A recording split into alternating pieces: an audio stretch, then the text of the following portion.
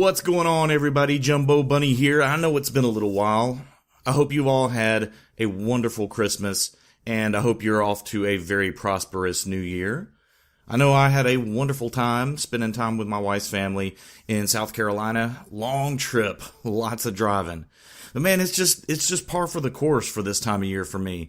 It's just always busy. At my work, we do several big events starting at the end of October, and I'm just slammed basically from the end of October all the way up through really right now. I am kind of in the tail end of some of my really busy time. So I'm actually able to sit down and do a little commentary, something I've been trying to do and wanting to do for quite a while, and I just never quite had the time. And there was something that I actually mentioned in my last video when I was talking about Christmas, and I guess you could say it's one of the perks of being a little older, is that you end up buying yourself a lot of gifts. I'm just one of those kind of people. People don't need to get me gifts. If there's something that I want and I've got the money for it, I just go out and get it. And I made one of those purchases over the holidays, and I am incredibly excited about it. It's something that I've mentioned before, but haven't really talked a lot about it. Is that, you know, I really started out my competitive life with PC gaming. And that was something I had done since really around the year 2000. I think I was a sophomore in college at the time, and I played a lot of Counter-Strike and Far Cry and all that. So I ended up, doing a lot of gaming on PC. But really, I haven't had a lot of time to do that. And, when you don't have the money or don't have the time or just kind of don't have the want to really dig deep into it, PC gaming can be a big hassle, and it can be pretty expensive, and it's something that I haven't really taken up. And to be honest, the only working PCs I have are in my MAME cabinet and in my digital pinball cabinet. Aside from that, I've just been using my wife's laptop to do all my recording and whatnot, so I haven't had any ability to do really any PC gaming for years. But that's all going to change now. I have been building my own PCs since I started, so 2000, so it's been about 14 years. I've built countless PCs. I've updated countless PCs.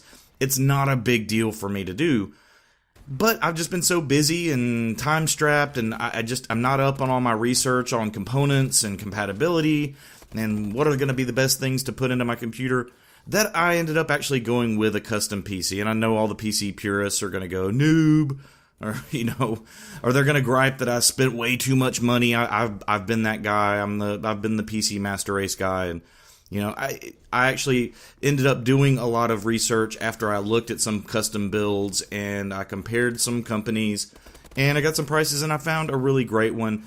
It's gonna have an i7 4790, a 970 GTX 970.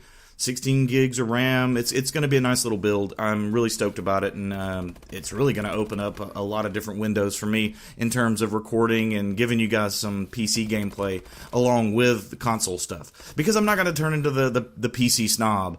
I'm going to still play console games. There's no doubt about that. I've got way too many friends that play on console to give that up.